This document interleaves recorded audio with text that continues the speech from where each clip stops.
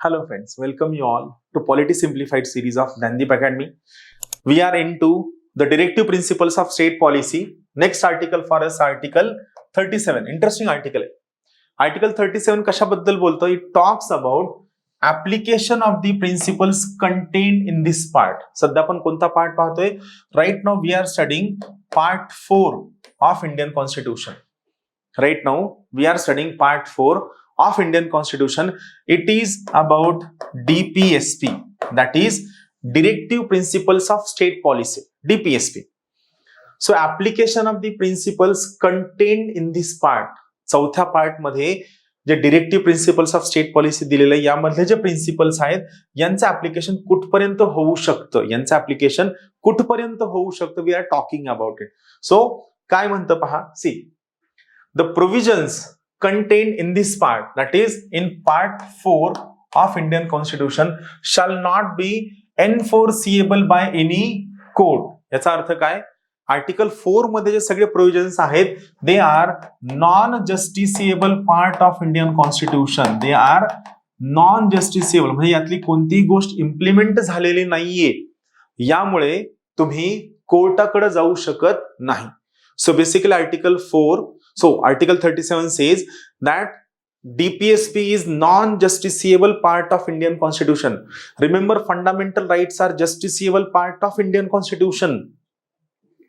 Fundamental right article 13 म्हणतं की anything which violates or goes against fundamental rights shall be declared as null and void. सोबतच article 32 म्हणतं जर fundamental right violet झाला तर तुम्ही डायरेक्टली सुप्रीम कोर्टकडे जाऊ शकता. Article 226 says that you can approach High Court directly for protection of your fundamental right. But this right is not available for DPSP. Why? Because Article 37 expressly says that the provisions contained in this part are not enforceable by any court of law. हे कोणत्याही कोर्टमध्ये enforceable नाही, non justiciable आहे. But simultaneously it says, but the principles therein laid down are nevertheless fundamental in the governance of the country. याचा अर्थ काय? हा second सगळ्यात important part आहे. First, it is non enforceable but these are fundamental in the governance of the country. म्हणजे काय? Simple concept आहे. तुम्ही तुमच्या देशातील गव्हर्नन्स करताना प्रत्येक बारीक सारीक गोष्ट बघताना मेन फोकस कुठे असावा?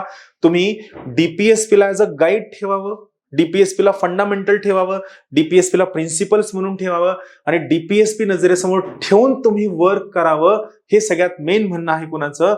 Article 37. They should be fundamental in the governance of the country and it shall be the duty of the state. State याची डेफिनेशन आपण कुठं पाहिली आहे? 36 मध्ये, आर्टिकल 36. आणि आर्टिकल 36 काय म्हणतं? डीपीएसपी दॅट इज पार्ट 4 साठी जो स्टेट असेल याची कुठलची डेफिनेशन घ्यायची? आर्टिकल 12 मधली डेफिनेशन घ्यायची to apply these principles in making laws. Governance करताना, लॉज मेकिंग करत असताना तुम्ही डीपीएसपी ला फंडामेंटल कन्सिडर करा. याचा अर्थ काय? की जरी डीपीएसपी जस्टिसिएबल नसतील, still they are enforceable in the form of being fundamental in the governance of India. Thank you.